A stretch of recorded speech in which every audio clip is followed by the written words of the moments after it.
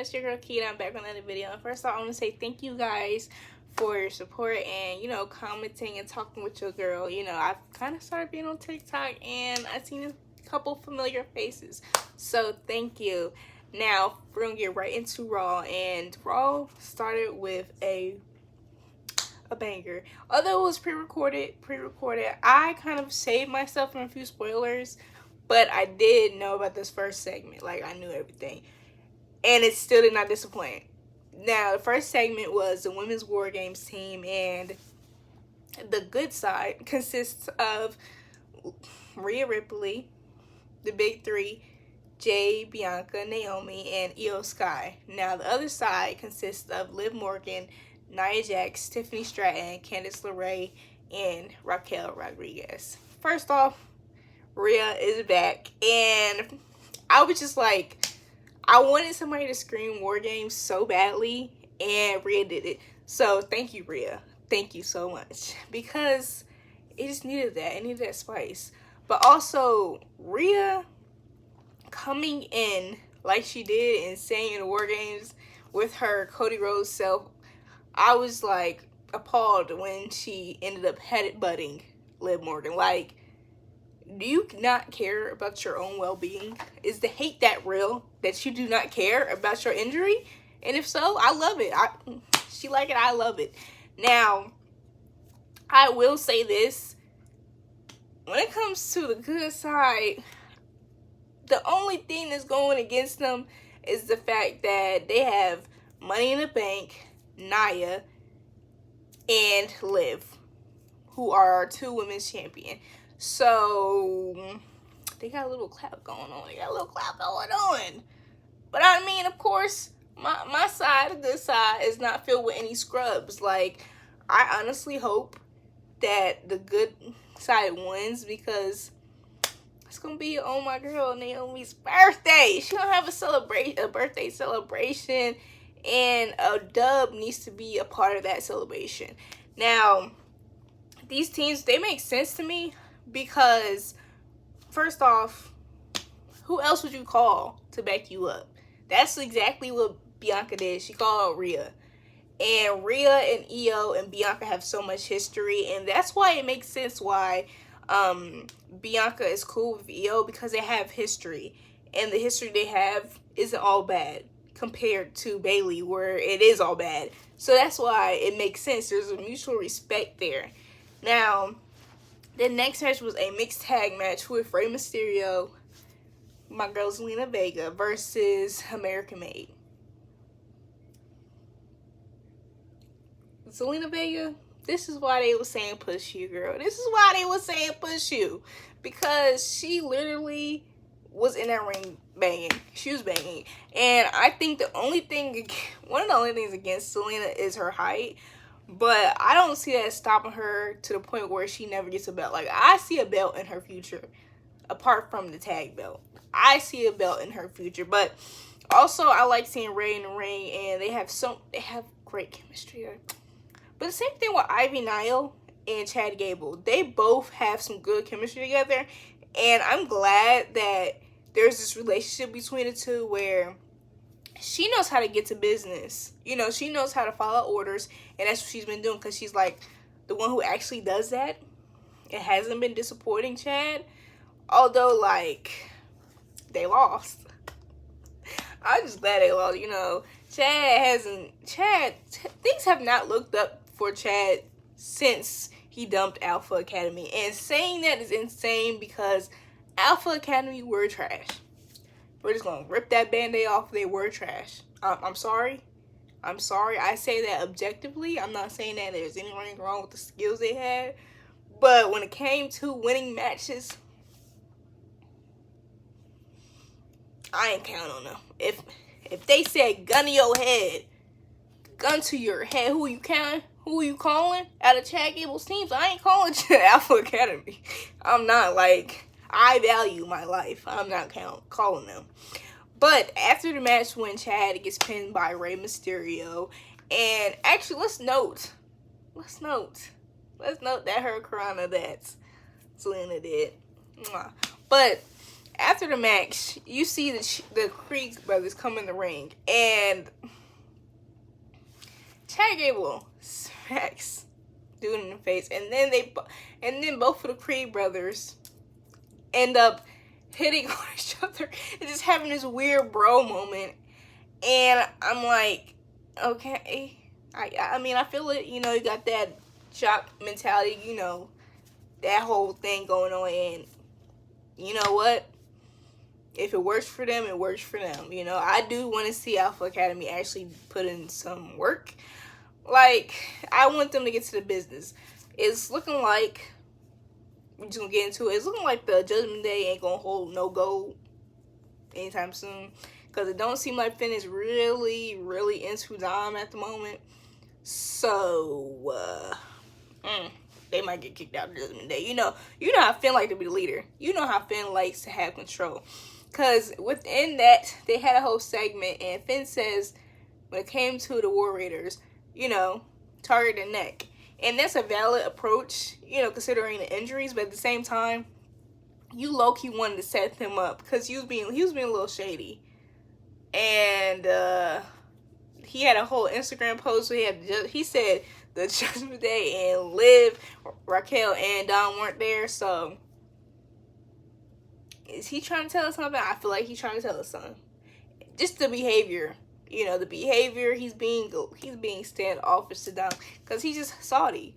So I just see that not ending well for them. But also because the War Raiders, they've been going through teams. They're gonna go through teams. I just see it already. They could have ended up beating the New Day, but since they didn't, yeah. So I do see a match between those two and the Creed brothers, and I'm excited for that. Now, when it came to the match that Carlito and Dom had, for the most part, it wasn't good for them. You know, and there was a bit of hope I had. I was like, you know what, maybe Dom gonna pull it out.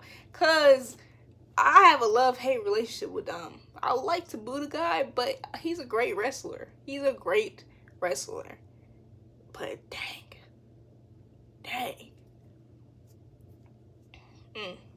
I think the main reason why Finn was wanting that match is so they could have an advantage to when they could ambush them, basically. And that's what happened.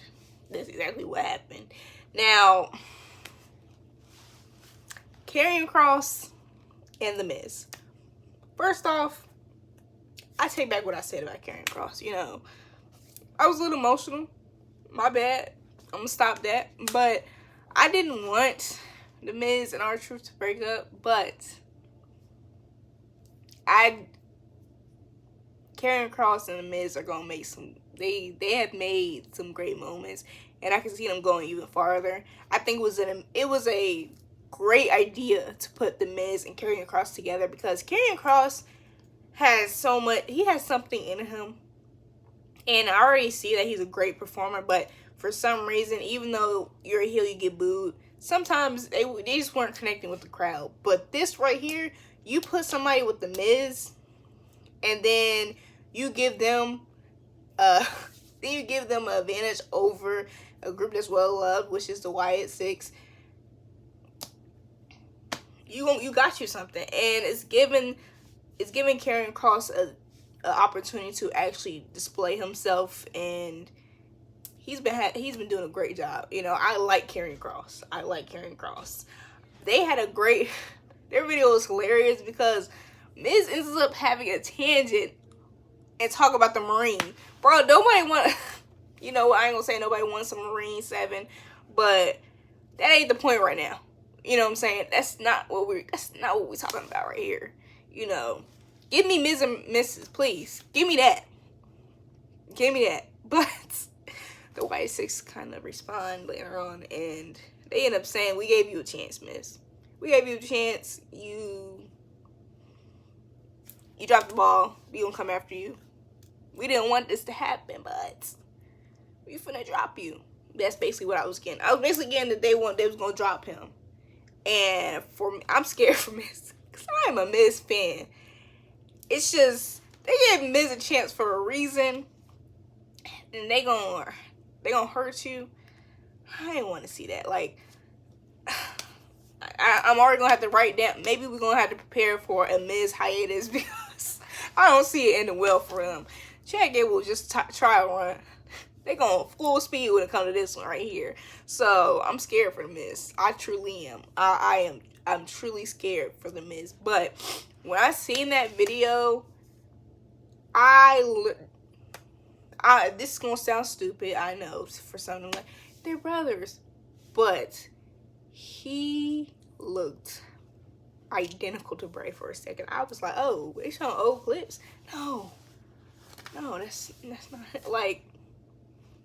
Okay, I see that genes working for real. The genes is strong. But you have your match with, first off, I am, as a Gunther fan, I was a little bit hurt by this. You know. But it is what it is, because it's going to be able to, it shows different layers of his character, and I'm seeing that. And I'm excited for that, because at the end of the day, I love seeing the evolution of wrestlers. You know, if it's needed or if it adds to it, like not an unnecessary evolution, not unnecessary change, because that doesn't always work.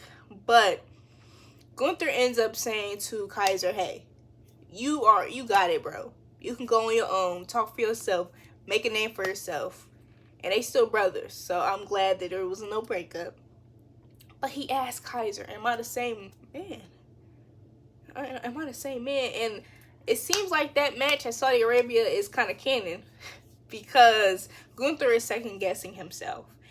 So getting kind of hyped by what Ludwig said, you know.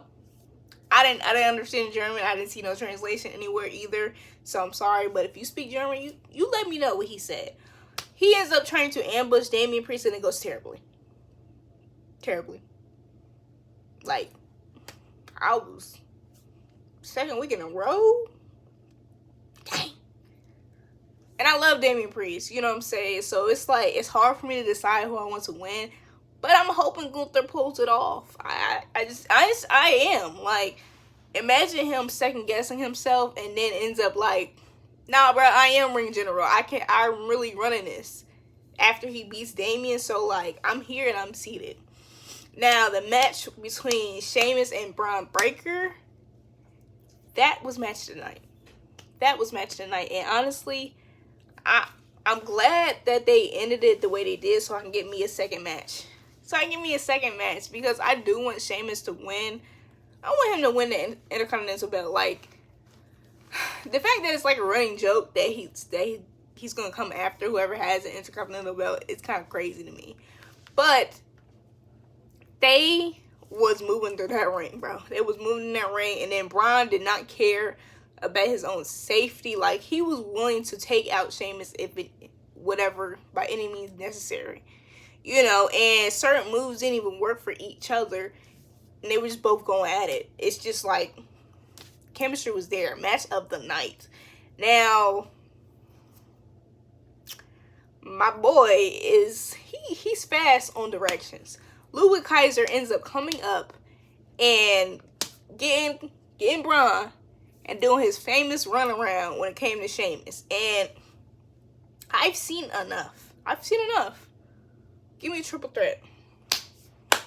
I really want, you know what? If they really gonna do it for the belt too, give Kaiser the belt. Although I did just say give Sheamus the belt, give Kaiser the belt. That's what I want to see. That's what's in my heart of hearts. I want to see Kaiser with that belt. You know, let him have it. Kaiser with the IC championship and Gunther with the heavyweight championship. Like, is that not crazy? Would that not be crazy? Poor Vinci though. Poor Vinci. I wonder how that guy is doing. Now, the main event was Seth Rollins versus Bronson Reed. And you know what I was expecting. You know, they had a moment with Seth, the bloodline with Seth, and Seth says, I ain't doing it. I can work with y'all, but I can't work with Roman. Never. And I see they're gonna make it's still a possibility that he won't work with them, but at the same time, I can see him having to work with the OG bloodline. And it's going to be what it's going to be. Because he was honestly going to win against Bronson Reed. He was going to win against Bronson Reed. And that's why I like it when Seth is in a ring with somebody, because they can just go. They can have that chemistry instantly, because he can work with anybody. But, like, the way he had him almost on his ropes, and then Solo comes out being a plum fool. Like, I knew it. They came out, and then the OGs came and did what they had to do. But I'm like, where's Solo? Because Solo is not Roman. Solo's not Roman. He's going to come with them and see what happens. You know, see what happens. So I knew something was up. So Bronson Reed takes advantage of that, and 1, 2, 3. Seth is pinned. So I'm just here for Friday because I just know Roman, he has a temper, although we haven't seen it in a while. And I think that's probably why he's been quiet, is because, you know, he don't want to scare nobody off. He doesn't want to scare anybody off because he knows he needs them. So if you ain't got nothing nice to say, don't say nothing. But the way Seth was like, he's a tyrant, you know, you can't do nothing about it. He like this, man, you know, terrible guy. Acting like he ain't got nothing to do with why he's like that. I just can't see Roman just being like, bet. We gonna still form Wargames. Like, when it comes to Seth, Roman is so emotional. Like, it's his family and then it's Seth. Those are the two people that can get. He said he ain't got no button. Nobody can locate it. Seth know where that button is. Seth can locate that button. Even if Roman moved that button, Seth can always locate that button of his. So I just know if they gonna give me if they really gonna give people what they want, especially on the week of their anniversary, Roman might have a moment. He might have a moment. But that was Raw. Y'all let me know how you guys feel about Raw. Any takes of Raw, hot takes, I don't care. Y'all let me know. I love seeing y'all comments. I love talking to you guys. But thank you for watching my video. Please like, comment, share, and subscribe. And turn on your post notifications. Bye!